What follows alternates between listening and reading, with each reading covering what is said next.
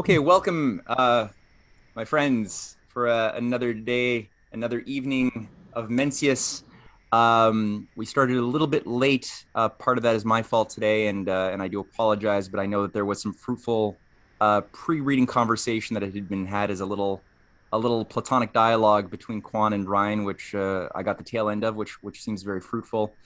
Quan has proposed has a little suggestion that we do something before the reading. Quan, what is it that you'd like us to do? Oh, it's very simple. It's a video of 15 minutes, which is an excellent summary of Chinese history with maps. But I propose that we watch the first minutes because it will go from prehistory to the end of the Han Dynasty. Okay, so the period that concerns us more, reading of Mencius. Okay. All right, let's do that. So let me just do a little share screen here.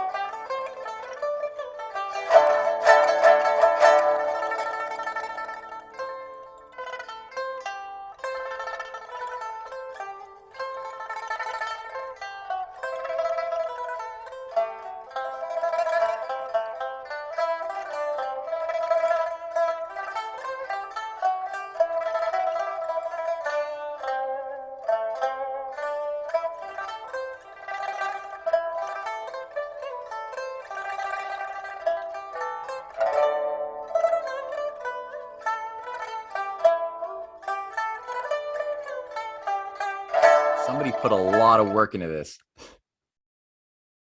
My God. Okay. That was something that has to be watched again. There's a lot of reading material on the side too. Eh? Are you there, Quan?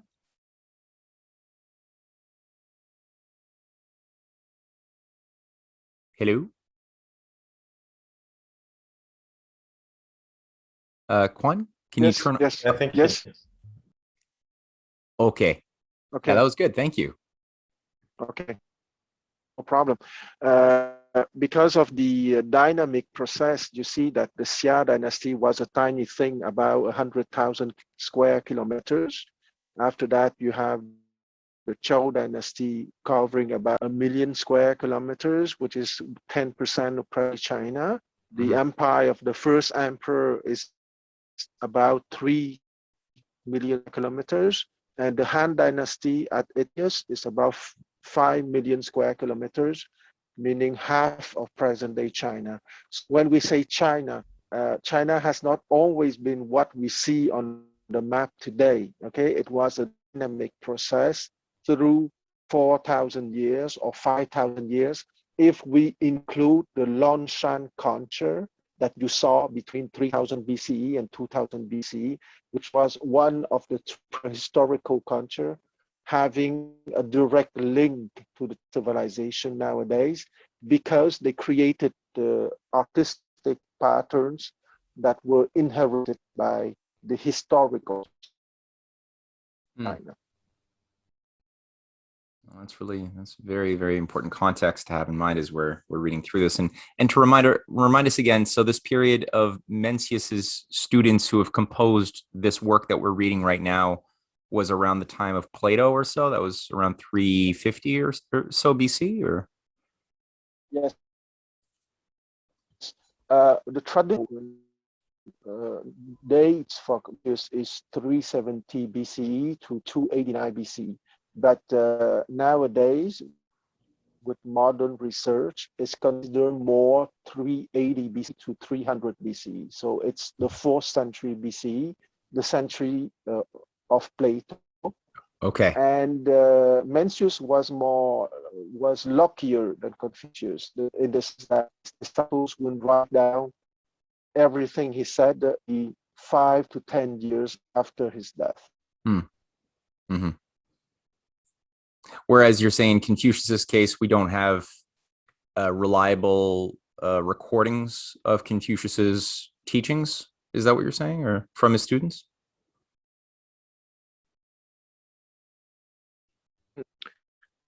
I think there is a problem with transmission.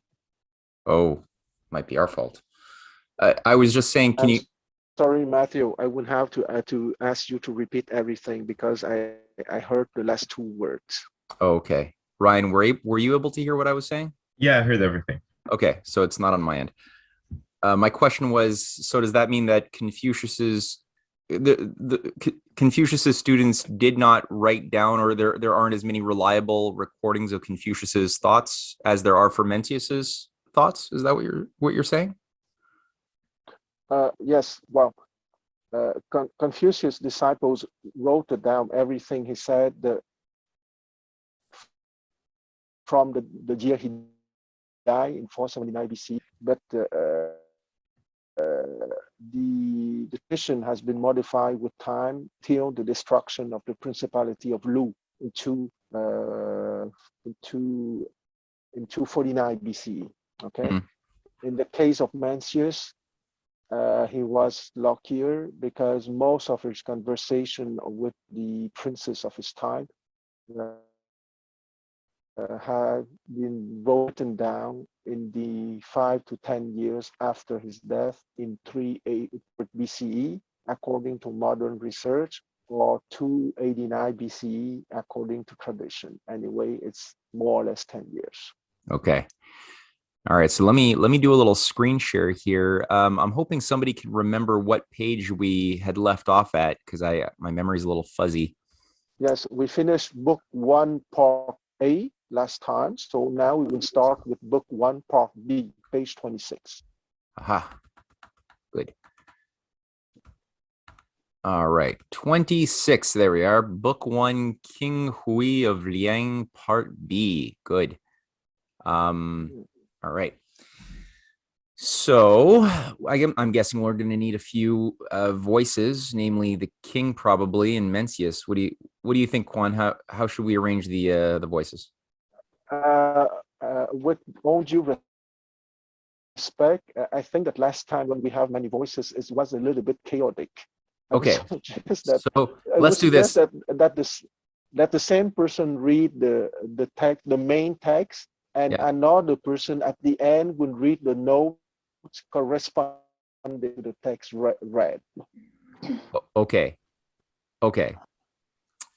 So who would like to read today?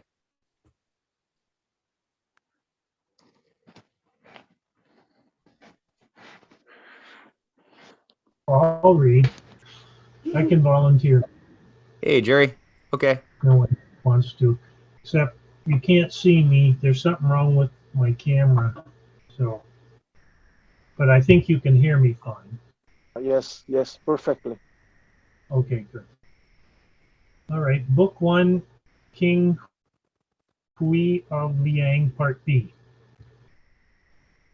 Chuang Bao went to see Mencius and said, I had an audience with the king, and he told me he loved music. I didn't know how to respond. What is the significance of loving music? Mencius said, if the king loves music deeply, then the state of Qi is not far from the mark. Hmm. On another day, when Mencius was in audience with the king, he said, you told Shuang Bao that you like music. Is that really so? The king blushed. I'm not capable of appreciating the music of the ancient kings. I just like common music. If your majesty loves music deeply, then the state of Qi is not far from the mark. The music of today comes from the music of the past. May I learn more of this? Mencius said, which gives more pleasure? Enjoying music alone or enjoying it in the company of others? In the company of others. In the company of a few or in the company of many? In the company of many. Mencius said, let me explain enjoyment to your majesty.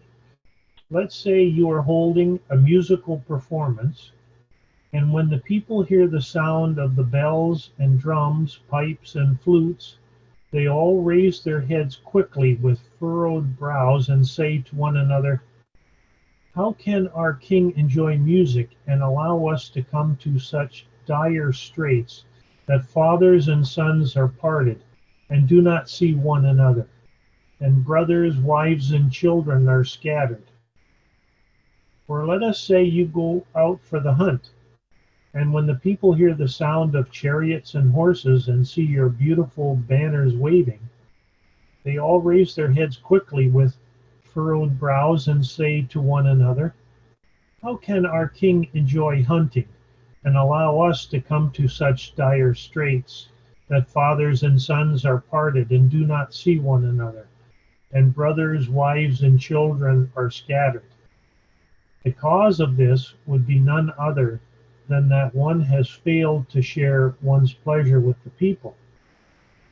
Now, let us say you are holding a musical performance, and when the people hear the sound of the bells and drums, pipes and flutes, they all raise their heads happily and smiling say to one another, our king must surely be in good health. How ably the music is played. Or let's say you go out for the hunt, and when the people hear the sound of chariots and horses and see your beautiful banners waving, they all raise their heads happily and smiling say to one another, our king must surely be in good health. How ably the hunt is pursued. The cause of this would be none other than that one has shared one's pleasures with the people. If your majesty would share with the people the pleasures you take, you would rule as a true king. Jerry, sorry to interrupt you. I would suggest that at the end of each section, we read the notes, so not to forget if we are too far away. Well, in this case, the section just ended, so we can read, I guess you're saying here, all of the side notes. Exactly. Okay. Ryan, do you want to do the side note reading?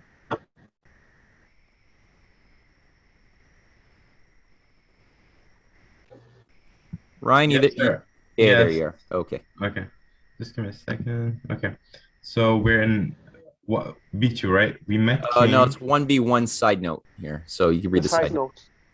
Yeah. Yeah. So for the identity of all those who appear in conversation with Mencius, see the index of persons. Only significant ones will be identified in notes. Confucians believed that music was an important cultural force with moral implications. Sages of the past composed music, performed with dance that often narrated the story, which represented a type of ethical signature. Here, the king confesses he doesn't like that type of music. He enjoys the pop music of his day. For more on the role of music in Mencius' thought, see the glossary. When Mencius asks to explain enjoyment, the word he uses is the same as music. In Mencius's time, the words sounded alike and were written identically, although later enjoyment and music came to be pronounced very differently. Yeah. Interesting. Lu versus Yue, but it's the same characters, but two different pronunciation. Most of the time in Chinese, you will have two characters with the same pronunciation. Is called an homophones, okay? But when you have the same character with two different pronunciation, it's called an homograph. And so I see what you're saying. So it's the same character in Chinese symbolically. It's the exact same thing, but it's pronounced differently.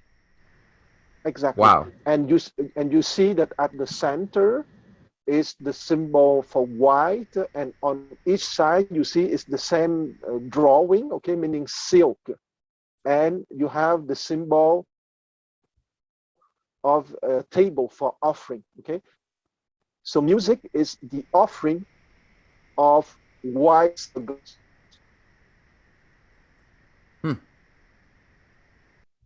Okay. Okay, let me just And let's not forget that enjoyment here, at a higher degree of enjoyment, we can speak of agape, of ran, okay, which is the deep emotional joy that we have when in a state of creativity or discovery. good. Very good. All right. 1B2. Okay. King Sorry. Ryan did not read the side notes of it. Sorry. I'm sorry. Okay. Keep on.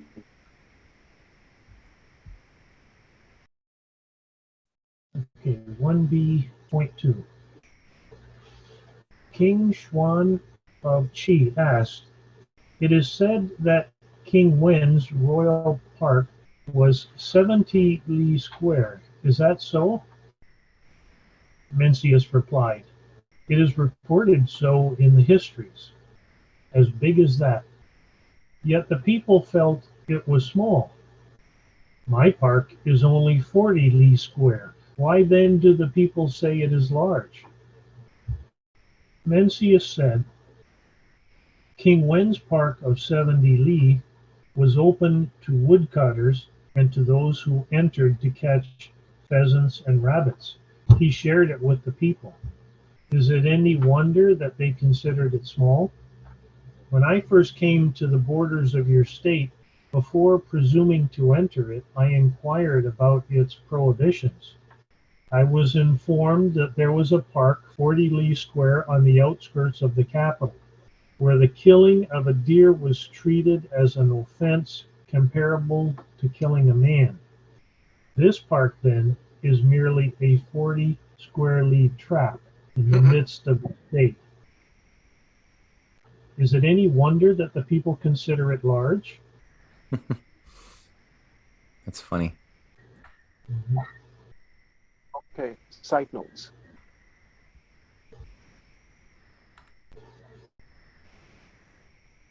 Eureka, do you want to read the side notes on this one? I don't know if your audio is working good today or your mic. Can you hear me? Yes. Yes. So that's 1B2? What, Yep. 1B? 1B2 Yeah. side notes. We met King Wen first, 1A.2. Though he was not named, the Mencius frequently reasons by historical example. To follow the ideas, consult the instruction. Mencius, World of History. All historical figures are also discussed in the index.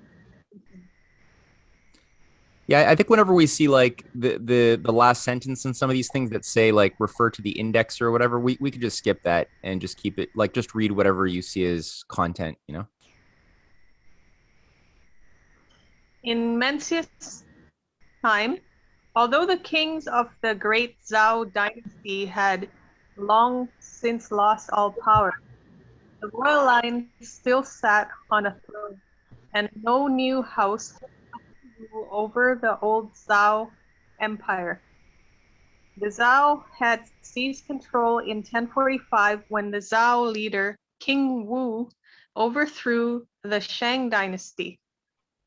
It was King Wu's father, King Wen, who had transformed the Zhao people into a major power, and he was revered by Mencius as a sagely true king. 1.10. Okay, that's it for now. Because now we're gonna read the content of 1B3 on the left, and then we'll read the notes. Okay. King Xuan of Qi asked, "Do you have a formula for diplomacy with neighboring states?" Mencius replied, "I do. Only a man of humanity is able properly to put his large state at the service of a smaller one. In this way, Tang was able to serve the people, and King Wen was able to serve the Kanyi people. Only the wise man is able properly to put his small state in the service of a larger one. In this way, King Te was able to serve the Shunyu people, and Gujian was able to serve Wu. Those who put the large in the service of the small are those who take joy in Tian.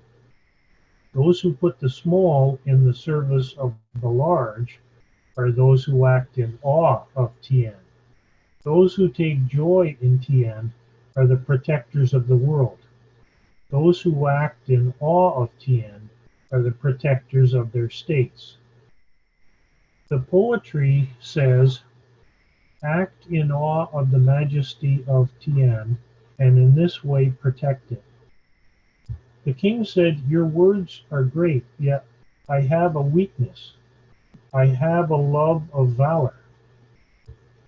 Mencius replied, I beg that your majesty not be fond of petty valor.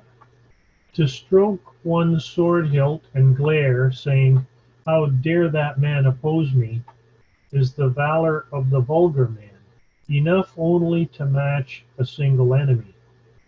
Your majesty, you need to go beyond this. The poetry says, the king blazed in anger and set his troops in ranks to stop the enemy's march on Zhou. Deepen the blessings of the Chow and answer the wish of the world.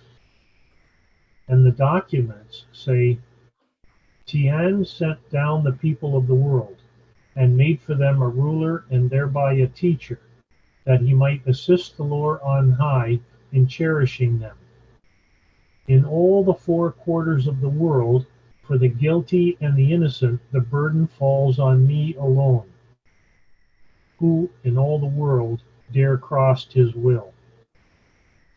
When one man in the world bullied others, King Wu of the Chow felt ashamed of it. This was the valor of King Wu, and indeed, in a single outburst of rage, he brought peace to the world. Now, if you too would bring peace to the world in a single outburst of rage, the people will fear only that you are not fond of valor.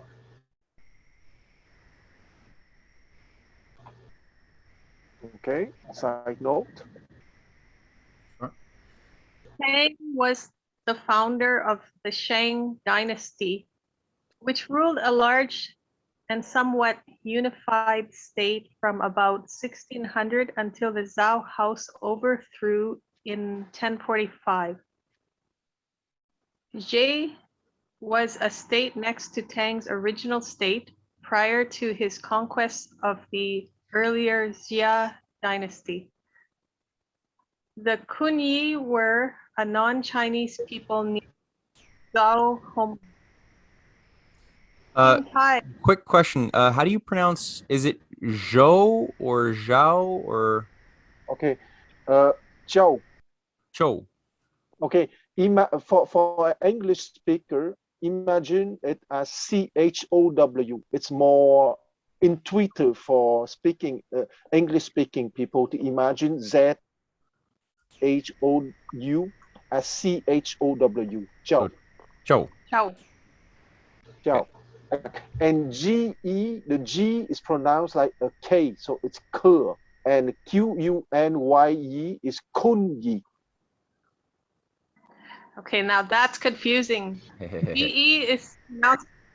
Yes, G is like an ordinary K. Okay, it's like kangaroo. Okay, and when it's a K, it's not K like kangaroo, but it's K. It's like KH, Kunyi. Okay, because Ge is not Ke. Okay, so Kunyi.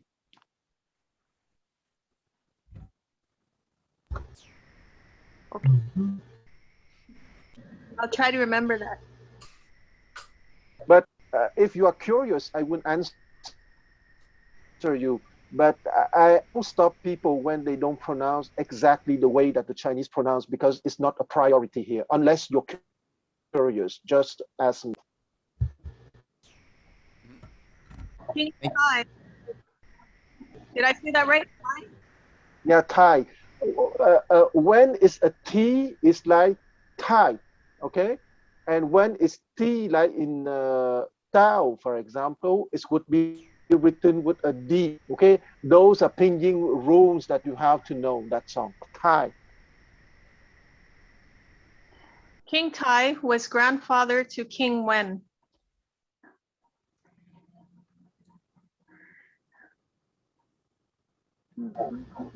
Okay.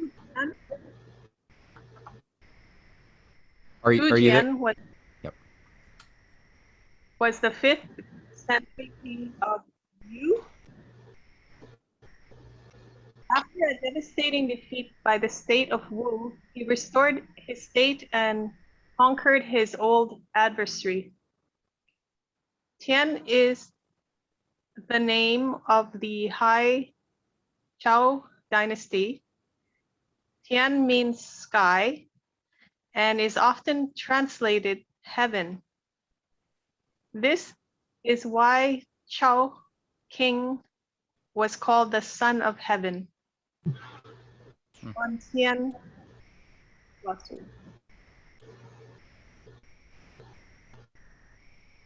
Okay, so we go back to the main one before.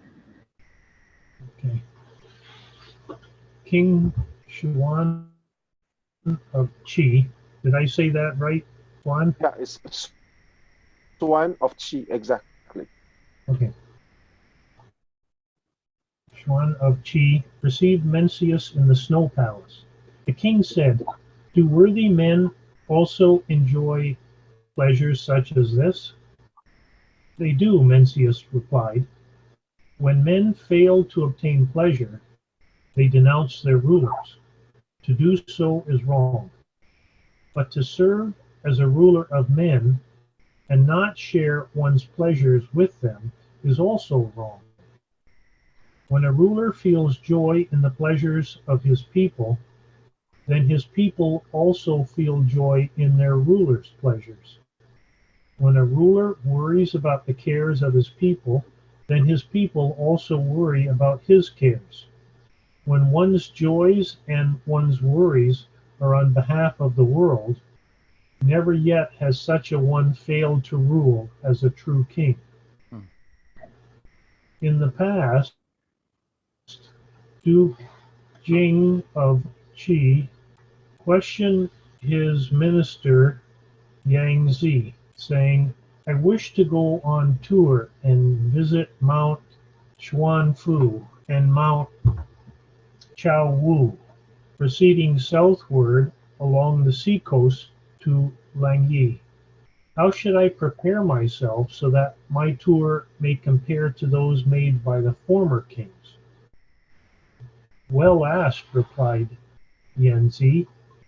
"When the Son of Heaven made royal visits to the lords, he was said to be on hunt round his preserve, which is to say that he looked after the realm he was charged to preserve.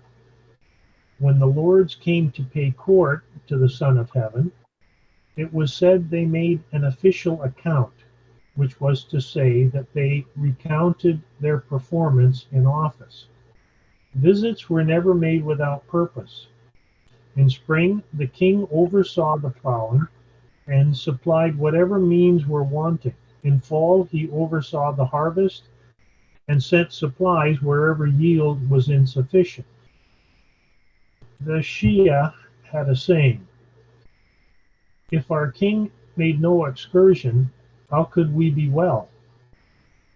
If our king felt no elation, how could we get help?"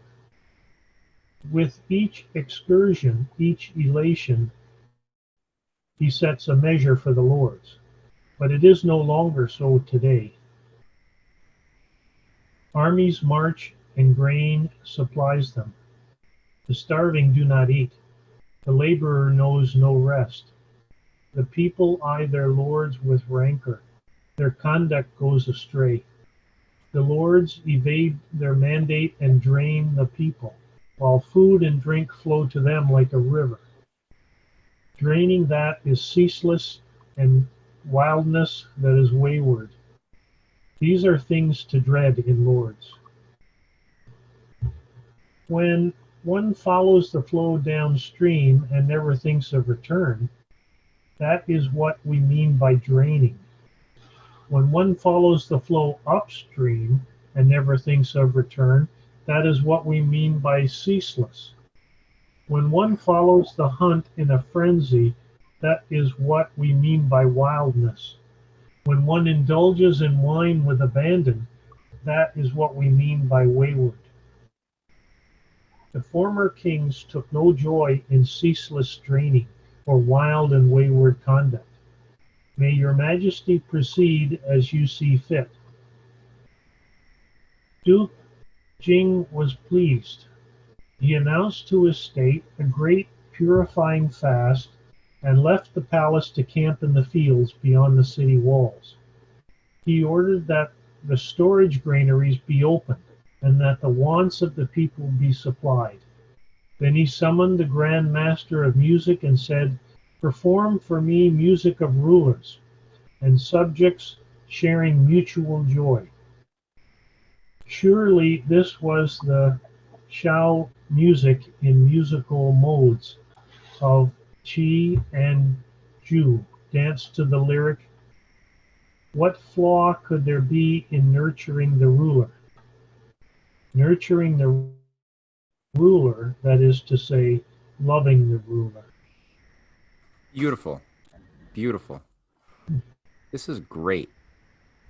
No, it's a real education for a philosopher king. This is wonderful. Yeah, absolutely. Ryan, you want to take a turn on the reading the notes on the side?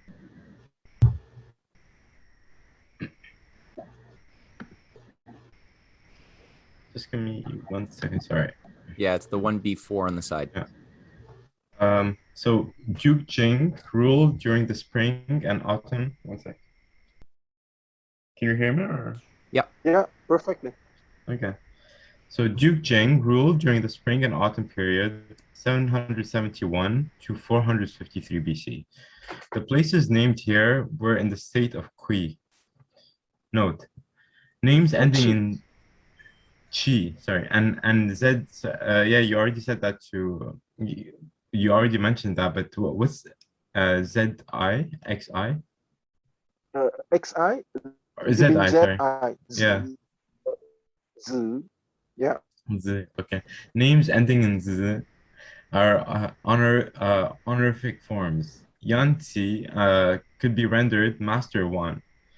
Yanzi is Yan Ying, one of the most famous ministers of the spring and autumn period.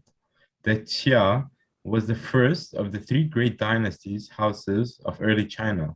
The Xia, the Chang, also called the Yin, and the Xu. The historicity of the Xia as a dynastic house ruling over wide territories is disputed. If such a house existed and corresponded to what the texts say of it, it would have reigned from about 2000 to about 1600 BC. The type of interpretation seen here, laying great emphasis on glossing words in older texts, is not uncommon in ancient works. It relies on wordplay, not easily translated. The Shao music was supposedly composed by the legendary sage king Shun. On the importance of music in ancient Chinese culture, see the glossary. Great. Just had a question, Quan. Do we have any examples of this, the ancient Chinese musical compositions? Have any survived, or is it really just by, like, did they have notes that have been preserved, or is it by description only? No, there have been notes that have been preserved, especially the music of the kingdom of Chu, CHU. I think that on YouTube you have a reconstitution of the court music of the kingdom of Chu 25 centuries ago. Great. Yeah, I love the fact that there's this concept of the idea of harmony of the society, the harmony of politics, and the parts of the leader and the people when the leader loves music and harmony. It's a great idea that I'm so happy it's so explicit in Mencius's writings. Oh, it's part of classical Chinese culture, meaning that the kind of music that you like is a reflection of your level of awareness. So when the said to Mencius that he preferred the pop music of his age, either that he's not really a worthy ruler or he was being modest. Okay, because to say that you like ancient classical music as understood by Chinese philosophy is equivalent to say that I have a high level of consciousness and awareness. Mm.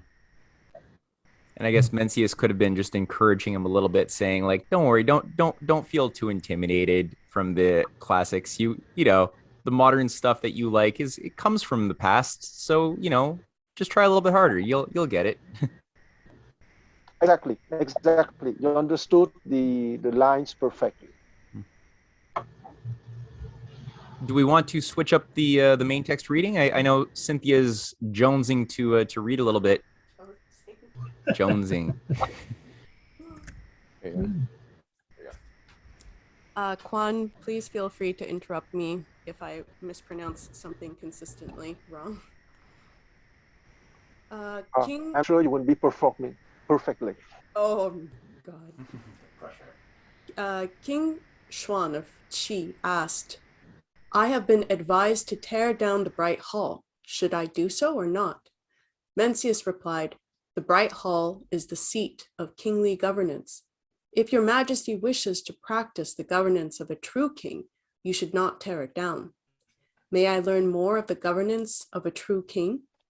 Mencius replied, in past times, when King Wen ruled at the city of Qi, he took only 1 part in 9 as a tax on those who tilled the land, and those who served his government inherited their stipends.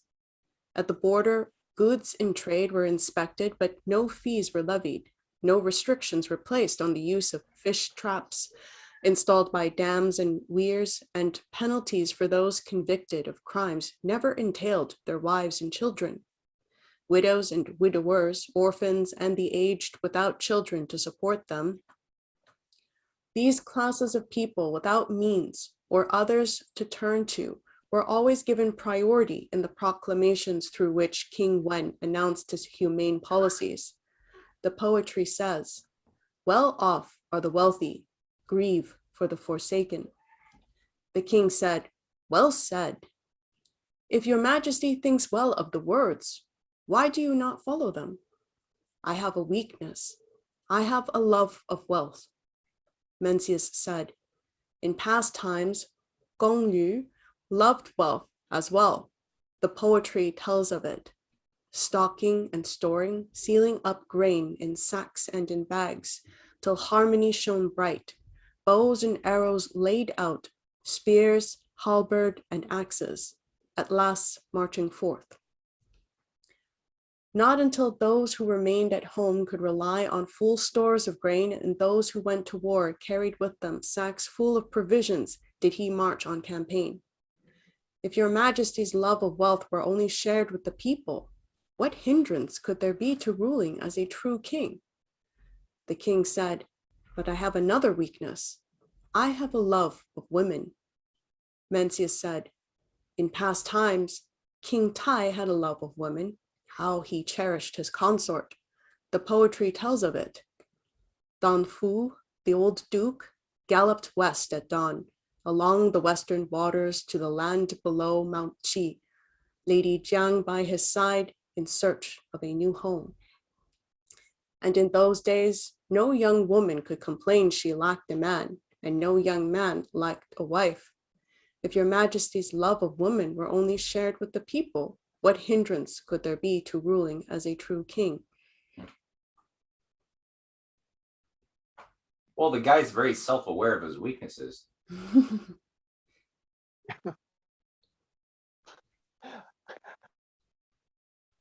So excuses not to be forced to follow education for to be a true king. It reminds a little bit the difficult relations between Dennis the Younger of Syracuse with Plato. Yeah. Yeah, he had the potential, but he just couldn't break with his lower impulses. Exactly. Good comparison. Well, this one just has a couple of quick, tiny little notes here. Eureka, you want to read them? The city of Qi is different and far distant from the state of Qi. Oh. Yeah, exactly. No, it's not the same character, but it's the same pronunciation. So here we have a case of a homophone. A homophone is the same pronunciation for 2 different characters. Okay. Oh. Where King Zhuan ruled. Gong Liu was a pre-dynastic ruler of the Chao people.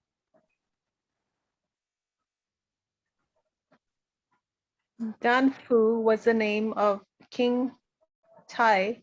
Lady Yang was his consort. Mhm. Okay.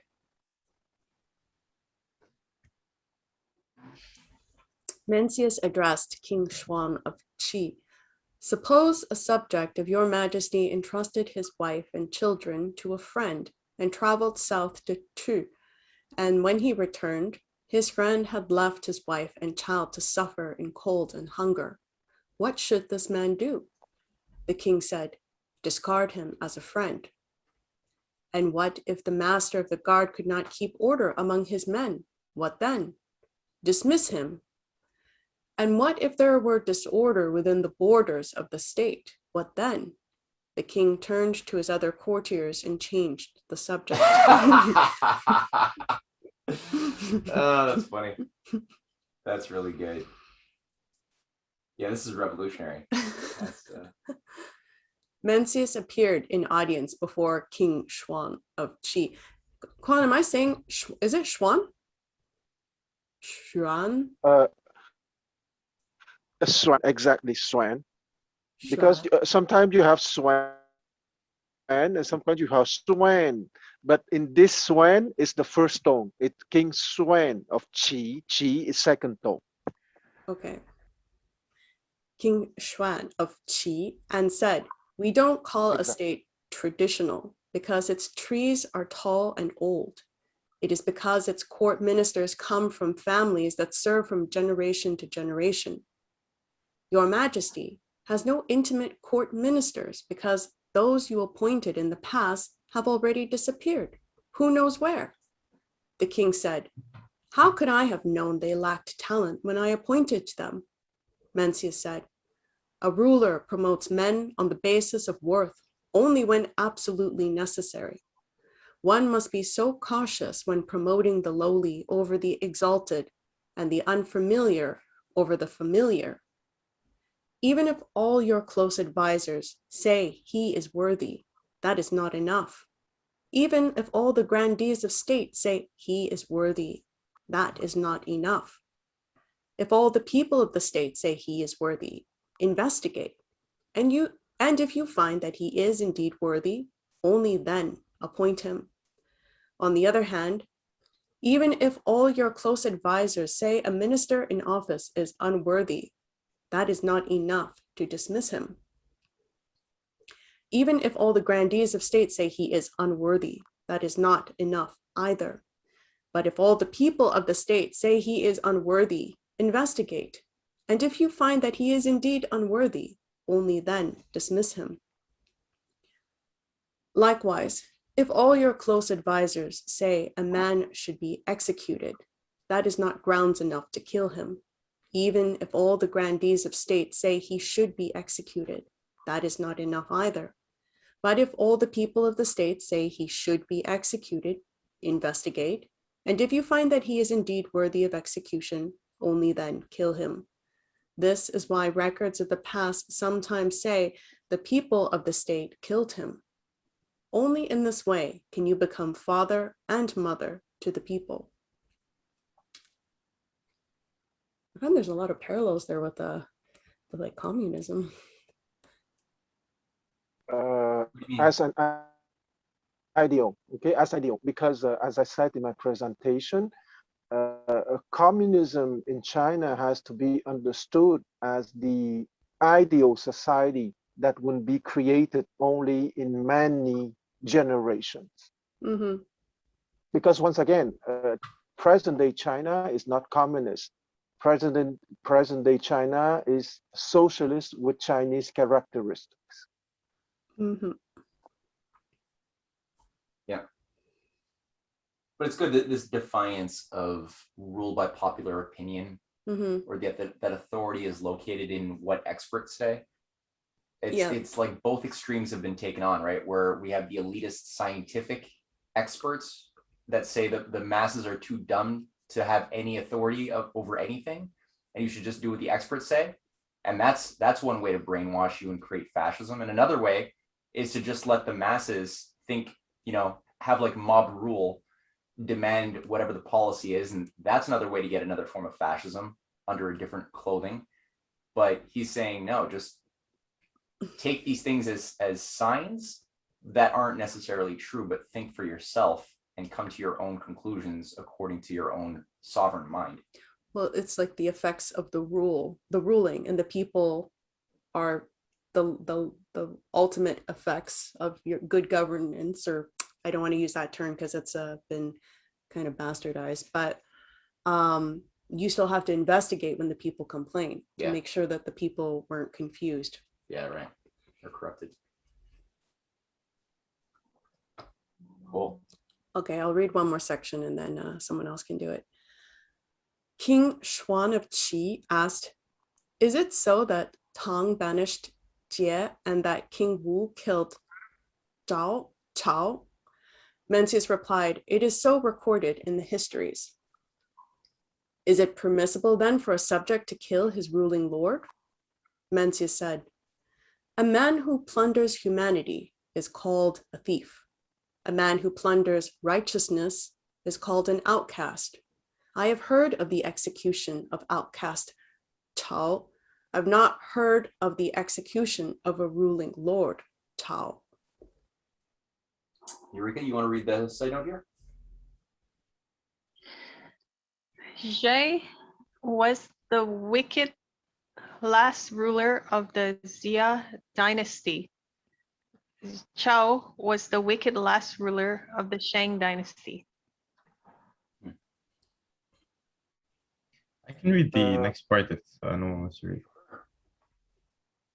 What did you say, Ryan? I did not understand you.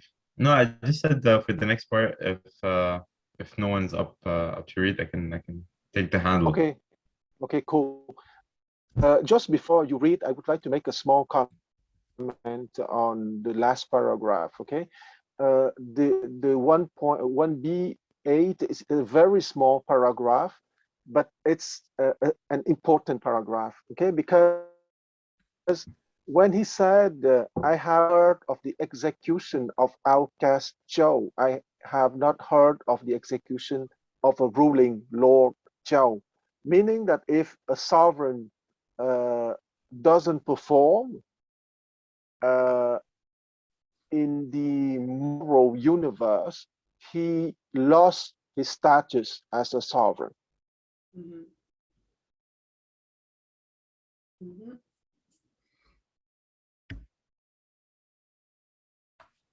Yeah, that's very important concept. And that's the mandate of heaven idea?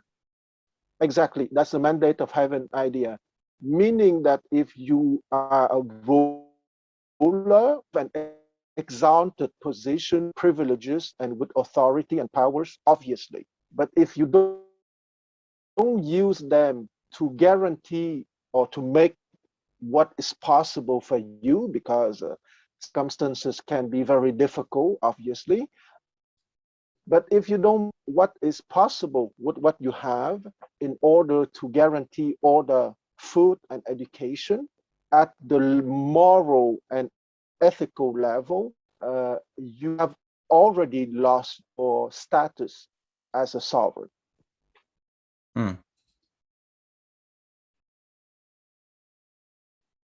And the two terms, I know you corrected me when I was using Tianxia versus Tianming. Exactly. Tianming is more applicable to what we were describing here.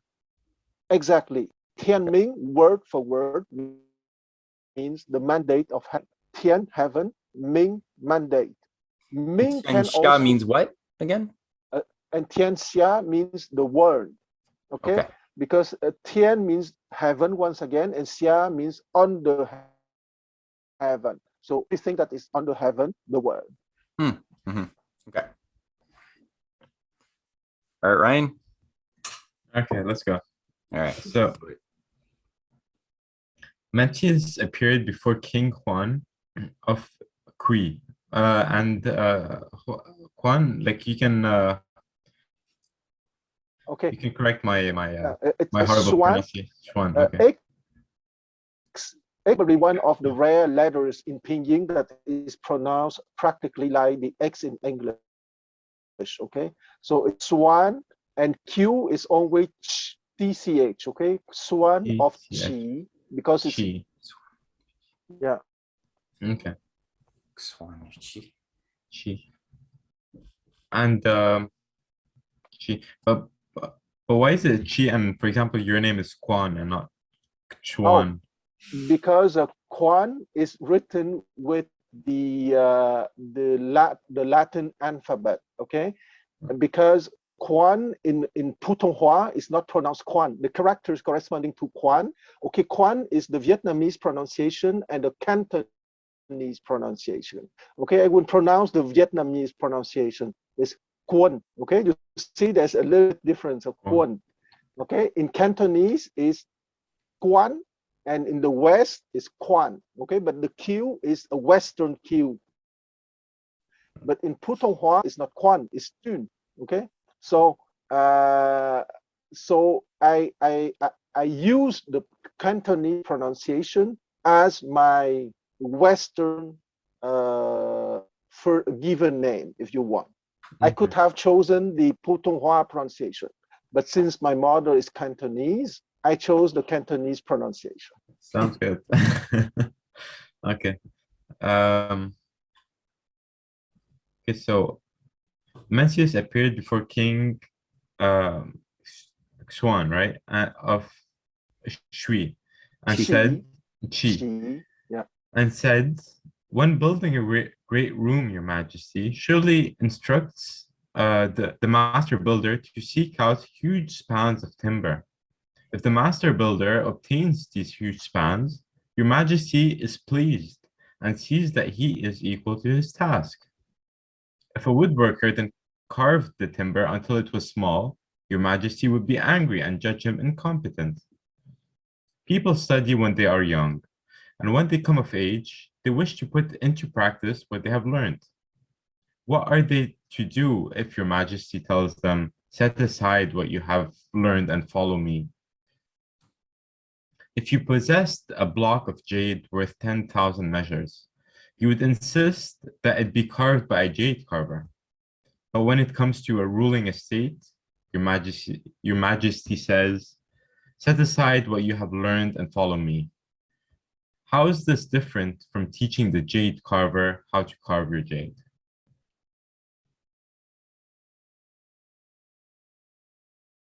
Continue. Yes, because there's no sign notes. The armies of Shi attacked the state of Yan and prevailed. King Swan asked, some tell me to annex Yan, others say not to. For one state of 10,000 chariots to attack another and prevail within 50 days is something beyond the reach of human power. If I do annex Yan, surely there will be some disaster sent to Yan. What is your view of annexation? If the people of Quan will be pleased by your annexation, then do it. King Wu is an example of an ancient ruler who followed this course. If the people of Yan will not be pleased by your annexation, then don't do it. King Wen is an example of an ancient ruler who followed this course. When one state of 10,000 chariots attacked another and its armies are met by people bringing baskets of food and jugs of drinks, how could it not be that the people are turning towards the state of men flee from flood of fire or fire? But if the flood turns out to be deeper and the fire hotter, they will surely turn back round. Eureka, you want to read this the side note? The 314 invasions by Qi, I forgot now. Yeah, yes. Qi, second tone, Qi. Qi of its neighbor to the north, Yan, was a major event for Mencius, as other passages show. Passages 2b.8, 14, all concern the invasion and its aftermath for Mencius.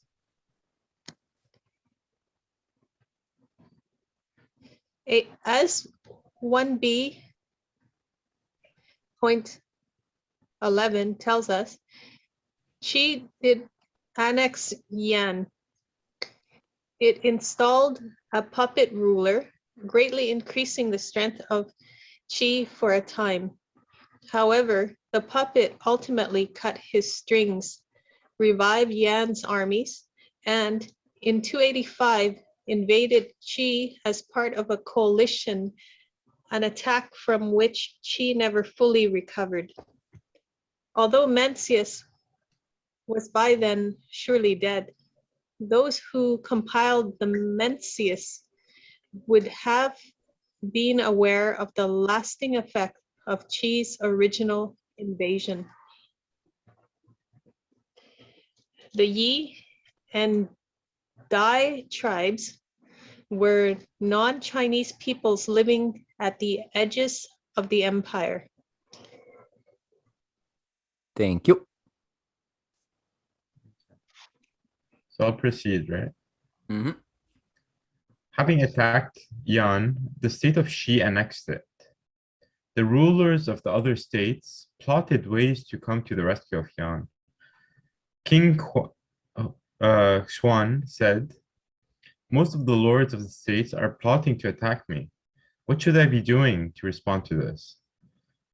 Mencius replied, "I have heard of one who ruled over a state merely 70 li square rising to rule the world. Tang was such a man.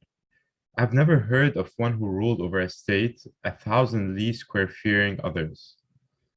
The documents says, Tang's campaign of unity began against Ji. Is it right? Ji? Ke. Ke. That's a K. Ke. Ke. Okay. Unity began against Ke. The world then came to have faith in him. When he turned eastwards to campaign, the Shi tribes of the west complained. When he turned south to campaign, the D tribe, the Kwa, is it Kwa? No, the D tribes. Okay. Yeah, the D is a T, so T. it's T. The T tribes of the north complained, all saying, "Why has he put us last?" The people looked towards him as men look towards storm clouds and rainbows during a drought. Those who went to market continued to go to market, and those who tilled the land continued to till, for he executed their rules and comforted the people like the fall of timely rain. The people were so greatly pleased. The document says, "We await our Lord. When he comes, we shall spring back to life." Okay, so you see on the map where is Qi and Yan respectively. Mm-hmm. Now Yan was a state that treated its people with cruelty, and when your majesty sent your troops to campaign against it, the people of Yan met them like rescuers in times of flood or fire, bringing baskets of food and jugs of drinks. How then could you have thought it proper to kill their elders, bind their youth in fetters, destroy their ancestral temples, and carry off from them their precious vessels? The world was already in awe of the strength of Shi, and now your territories are doubled, yet you still fail to carry out humane governance. It is this that has mobilized the armies of the world. If your majesty will swiftly issue orders to release all captives old and young, leave all valuables where they were, and make plans with the people of Yan to set up a new ruler and withdraw your armies, there is time yet to stop the coming war. So this is all this is all history. This is all a true story of what actually happened to these two warring states. Exactly, and it's so interesting because it's a little bit like the implications of Plato in what was happening in Athens and in Syracuse, for example. Okay, as you remember in section 1a, Professor Eno stressed the fact that the ruler of Qi in 314, Mencius was still alive. He died in 300 BCE. So the ruler, the King Quan of Qi, used Mencius' prestige as the outstanding Confucian scholar of his generation as a kind of a cover for his invasion of Yan, and it broke my heart because he hoped to create a virtuous king, and he ended up being used by a tyrant. Wow. The parallels are so striking to Plato, eh? Wow. Yes. Crazy. Okay. And so in this case, this is another instance. After that, yeah. Sorry, and after that he was broken, that he simply retired to keep on his educational mission and not to be involved in court politics. A little bit like Confucius, and a little bit too in his last years. Mm-hmm. Mm-hmm. Right. Very interesting. You want to finish it, Ryan? The paragraph? Yeah.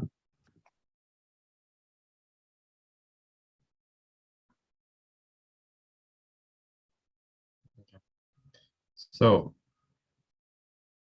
the states of you're at Now Yan was a state that treated its people. Was that, or did you read that? No, I read that. You did read that. Oh, yeah. I'm sorry. Yeah, to stop the coming war, right? Okay. Yeah. Yeah. Sorry. So the states of again Z was Zhao. Shu. Zhao. No, yes, ZH would be okay, ZHOU is Chao. Like TCH if you want Chao, but Z alone without the H, an ordinary Z, so it's Zhao. Okay, but in this context, it's Chao, right? No, in this context, ZOU is Zhao. There is no Zhao. H. Oh, okay. If it's written ZHOU, it would be Chao, but here okay. you don't have an H, it's only ZOU, also it's Zhao. Yeah, okay. The states of Zhao and Lu were in a state of war. Duke Mu of Zhao said, 33 of my officers have been killed, and no commoners have died to save them. If I proceed to punish those who have failed to come to their aid, there will be too many to execute. But if I do not execute them, soldiers will turn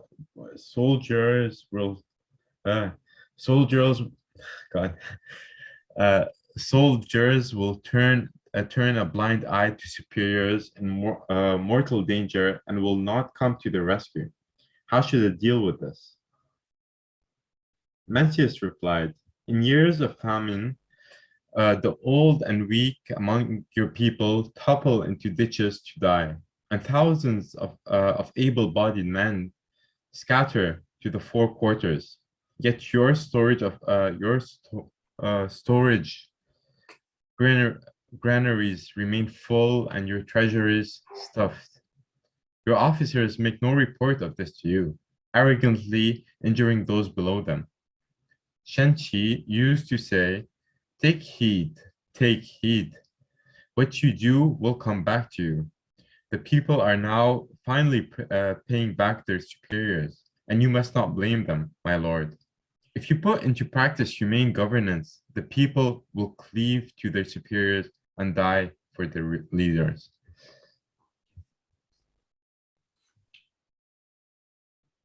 Okay. Shame. Sorry. What did you say, Matthew? I just said shame. Shame. I thought you said lame. Okay. That too. Yeah. That too. I would like to read the small note because I have a little comment on that. Okay. So Zhengzi Zhengsheng was a major disciple of Confucius, much celebrated in Lu and often cited by Mencius.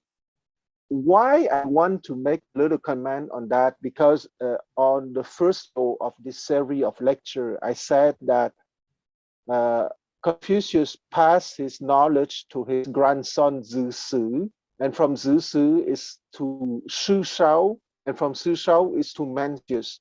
But I forgot one step, because Po Yu, the son of Confucius, was not someone famous for politics and for philosophy. I said that the tradition has been passed from Confucius to his grandson Zhi. It's not entirely false, but I forgot Zhenzi. Okay, Zhenzi was a direct disciple of Confucius. He was very young when he met Confucius. He was like in his 20s, or even and in his late teenage. And it was that Zhenzi who will transmit the intellectual transmission of Confucius to his grandson Zhi.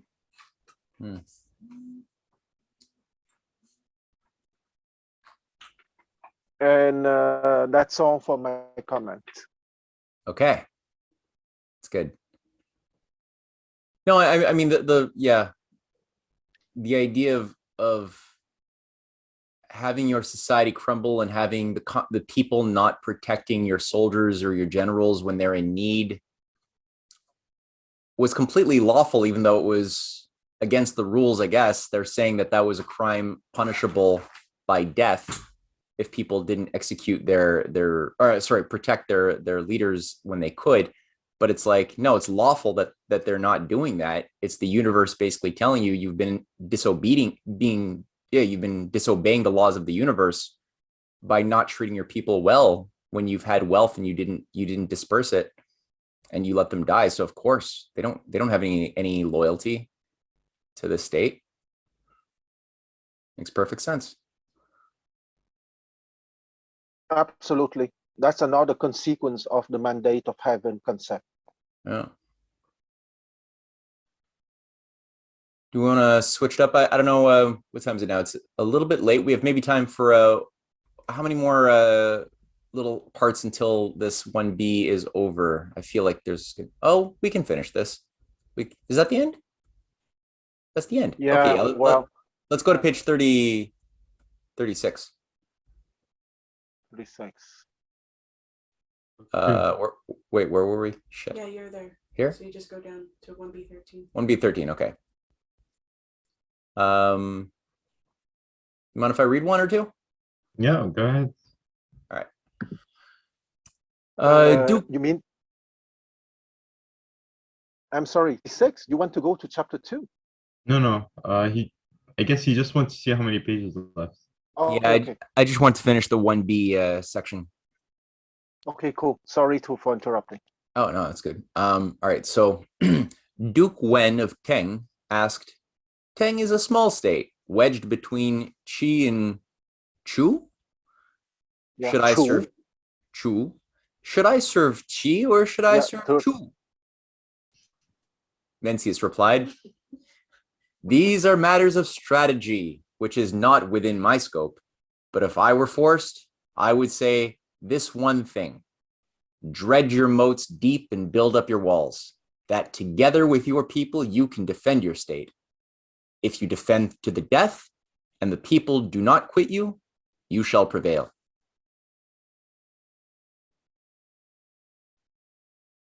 Who wants to read a little side note there? Shu was just southeast of Teng. Or should I go? I think it's the 1B. Oh, Teng. Yeah, sorry. Teng was a minor state in Shandong, just southeast of Xu. Mencius seems to have formed a close personal tie to its young prince. All right, new one. Duke Wen of Teng asked, the state of Qi is planning to reinforce Qi, and I am filled with apprehension. What should I do? Mencius replied, when King Tai dwelt in Bin and the Ti tribes invaded his territory, he abandoned Bin and went to dwell beneath the slopes of Mount Qi. It was not a path he chose willingly. He had no other choice. If a ruler does right in later ages, his descendants will surely rule as kings. The Junzi, is that right? Junzi? Junzi, the Junzi. Junzi opens new paths and leaves behind new precedents that can later be extended. As for whether he succeeds, that is a matter for Tian. How should you manage this, my lord? Oh, how should you manage this, my lord? Simply strive to do good. Here, here. Yeah. Okay. Duke Wen of Teng asked, Teng is a small state. I have done all I can to serve my larger neighbors, but it seems there is no way for me to evade them. What should I do? Mencius replied, in the past, King Tai dwelt in Bin. The Tea people encroached upon his lands. Though King Tai presented them with skins and silks, he could not evade them. Though he presented them with horses and hounds, he could not evade them. Though he presented them with pearls and jade, he could not evade them. Thereupon, he gathered his elders together and announced, what the Tea people want is my land. I have heard it said that a Chunzi does not, on account of the thing he relies on to nurture his people, bring harm to them. What concern need you have that you be without a ruler? I shall quit this place. And so he left Bin and crossed the Liang Mountains, building a settlement beneath Mount Qi, where he dwelt. The people of Bin said, this is a man of humanity. We must not lose him. And they followed after him like people flocking to market. But others say that one's land is a trust to be passed through the generations, and this is not one ruler's prerogative to decide. One must defend it to the death. My lord, you must choose between these two courses. Oh, that's not a good answer. That's too ambiguous.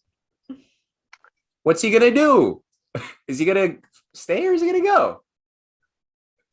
Well, I would say that the answer is obvious if you know the context, okay? Because at the time of King Tai, who was the ancestor or the grandfather of King Wen, the founder of the Zhou dynasty, meaning it was around 1150 BCE. Okay, may I remind you that the Zhou dynasty began in 1049 BCE, so it was about 1125 BCE at the time of King Tai. If you look at the map on the right, you see Bing as at the upper stream of the Feng River, and you have an arrow going to Qi, okay? But that Qi is not the same Qi than the Qi on the Shandong Peninsula. That's the mountain Qi, okay? So because of what happened with the Tea tribes, he moved from the northeast to southwest. And when we were speaking of the Zhongzhou as the capital city of the Zhou dynasty when they were strong between 1049 BCE to 770 BCE, meaning almost the first centuries of their rule, that Zhongzhou capital city is exactly at the foot of Mount Qi that we see on this map. Okay. All right. That is very useful to keep this in mind. Okay. A couple more. Duke Ping of Lu was about to leave his palace when one of his favorites, a man named Zhang Kang, am I right? Zhang Kang? A Tsang. The C is like a TS. Tsang. Oh, Zhang Tsang? Exactly. Zhang Tsang asked, on other days when your highness has gone out, you have always told the court officers where you are going. Now your carriages are already yoked and ready to depart, but the officers do not know where you will be. May I inquire? The Duke said, I am going to visit Mencius. What's this? Said Zhang Tsang. Wait, what is it? Yeah, exactly. Zhang Tsang. Okay. What's this? Said Zhang Tsang. Your Highness plans to debase himself by initiating acquaintance with a common fellow? I should do this in a uppity British accent. You think him worthy? The worthy are those from whom ritual and rite flow. Yet Mencius is a man who permitted the funeral of his mother to be more lavish than that he had earlier held for his father. I beg you not to go see him. Very well, said the Duke. Oh shit. What's this? Yue Zhengzhi. Oh, yeah, almost right. Yue That Zhongzi was Cynthia whispering it into my ear. Appeared before the Duke. Why did your Highness fail to visit Mencius? Is that Mencius? Monk. Oh, Monk. Monk. Okay, Monk. because let's not forget that the Sius mean master. Okay, so Oh. Monk is his family name and Ke is his given name. Oh, okay. Why did your Highness fail to visit Monk? Someone told me that Mencius permitted the funeral of his mother to be more lavish than that he had earlier held for his father. That is why I did not go. What's this? Said Yuan Zhengqi. Yue Zhongzi. Yuan Zhengzhi. What your Highness refers to as being more lavish was simply a matter of Mencius earlier having been a common gentleman and later being a court grandee, was it not? The former case entails 3 burial tripods and the latter 5. No, I was referring to the beauty of the inner and outer coffins and of the grave clothes. This was not a matter of lavishness. He was simply wealthier at the later time. Wei Zhongzi went to see Mencius. I told the Duke about you and he was planning to come see you. But one of his favorites, a certain Zhang Tsang, obstructed him, and that is why he never came. Mencius said, when things go forward, it is because something causes them to do so. When they are halted, it is because something drags them back. It is beyond a man's power to make things go forward or stop. The fact that I did not encounter the ruler of Liu was the work of Tian. How could the son of some clansmen of the Zhangs prevent this encounter? How could the son of some clansmen of the Zhangs prevent this encounter? Oh, because he was an asshole. I mean, oh, but I see what he's trying to say. There's a higher destiny. Okay. Exactly. And it's strange, huh? Confucius happened to be the victims of court politics, and he gave an answer close to what Mencius said. Oh yeah, that it was just not the will of heaven that this happened at this time. God doesn't will it. Yes, exactly. That there's no need to rush, and it's inevitable to that in his journey of philosophy and of politics, he would have interactions with petty man. That's inevitable. Yeah, I see the value of that. Like, because you're in a world of such ugliness and intrigue and lies that if you don't maintain a philosophy that allows you to avoid resentment and anger and all of these negative poisonous emotions, you can't really be very effective as a Mencius. Exactly. And that's everything I want to say when I was speaking of my axial epistemo-political sciences. Because if you don't have the inner heart for yourself and for your close companions, you wouldn't be the victim of court politics, and you wouldn't develop resentment, and you won't be of any usefulness for anyone if you did not prepare by the right education beforehand. Mencius is so smart. Oh, there's a side note. There's a side note. Here. Who wants to read the side note? Okay, I can read it. 曰正子 Yu Zhengzi, Yue Zhengke was a Lu court officer close to Mencius. He refers to Mencius by his personal name, Meng Ke, Meng being the family name, being the given name. That's the Chinese order. The family name comes first. At every other point of the Mencius, Mencius is referred to with the honorific Zi, following his surname, Meng Zi, or Master Meng, recognized as Mencius.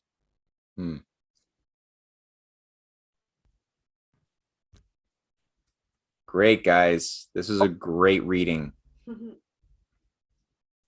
What's book 2 called? Gong Sun Zhou. Yeah, that's the name of it. Yeah, I found the reading very historical in nature more than philosophical.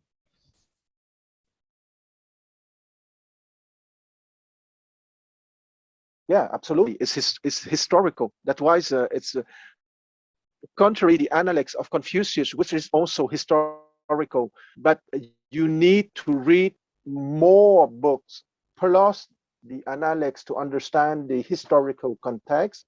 But with the Mencius, the historical context is explained explicitly. It's great that the historical context being so explicit keeps you from the trap of falling into, you know, the common ivory tower philosophizing in the clouds, devoid of any context of the real world that these ideas were moving in. I do appreciate that a lot. Absolutely. Note that if you would enjoy the analects of Confucius at the level if you read beforehand the historical context. But I understand what you mean. I understand what you mean in the sense that the Mencius is one package and you have everything: the historical context, the philosophical content, the psychological reality, etc. Yeah, and you're dealing I with personalities, right? With all of their failures, their unresolved issues that are trying to wrestle with these lofty ideas, but with political realities. It's very good, very good. Yeah, but I find the philosophy part is more brought through very short sayings, rather than like a very complete you mean philosophical system that is you mean that is yeah, it's not like it's not like a book that has many theses and each one combines with. It's not like a system that is being built, a philosophical system. It's more like a historical context, a few philosophical sayings, sayings that have philosophical undertones to them. Yeah. Absolutely, and it's the method of the master of ancient times, okay, either Western or Eastern, because it leaves to the reader, uh, uh, it would allow the imagination and the reflection of the readers to have more space, okay? Because let's not forget that those dialogues were discussed in the school of Confucius and Mencius, and a little bit like what we are doing now tonight, okay? So we read the text, but also we have exchange and a dialogue between us using the written dialogue as a springboard.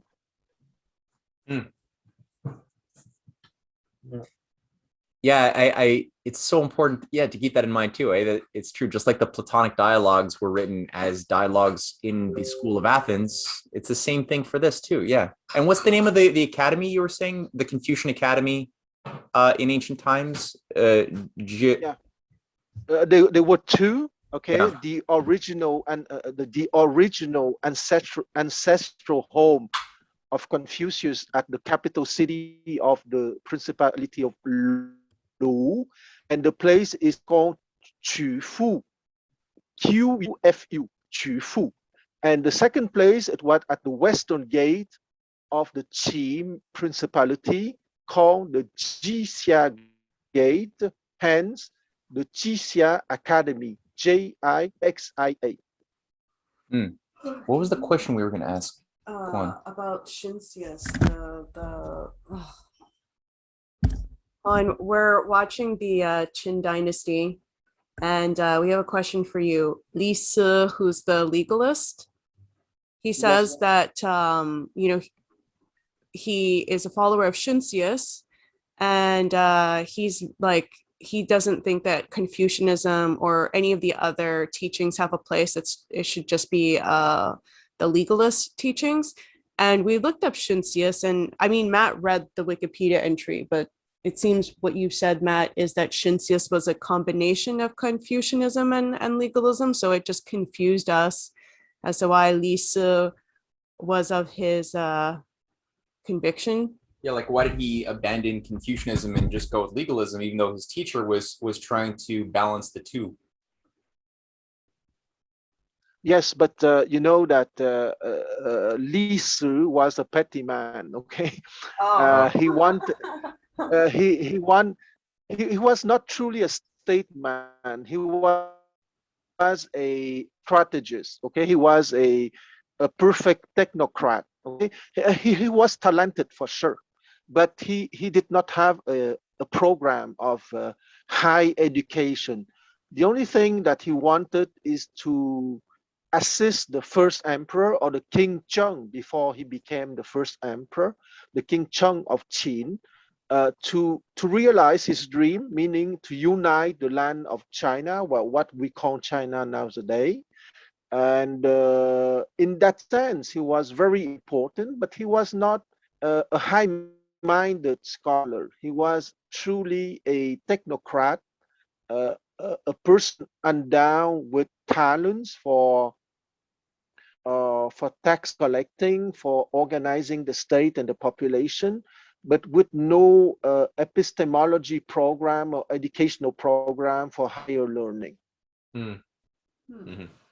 Yeah, because I guess it hasn't been obvious yet because he hasn't been given very much responsibility yet in the show. But what I like about this show is that it doesn't give you any of the answers. I mean, we also don't understand the history very well, so we also don't know how it's going to play out. Well, I mean, and, we did read ahead. We know a little bit of the history. Well, a little bit, but you don't know how if these characters are on the right path or not, right? And you have to kind of see how they're acting in the moment and like try to understand whether it's going in a good direction or not. So I appreciate that. By the way, we totally didn't know we were watching the hipster version of the Three Kingdoms. Yeah.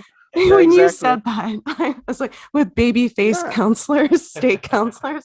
I'm like, oh my God. I liked it. It was still good. No, but you know that it's a way of the Chinese state and the Chinese teaching education to try to attract the young people, the classical works.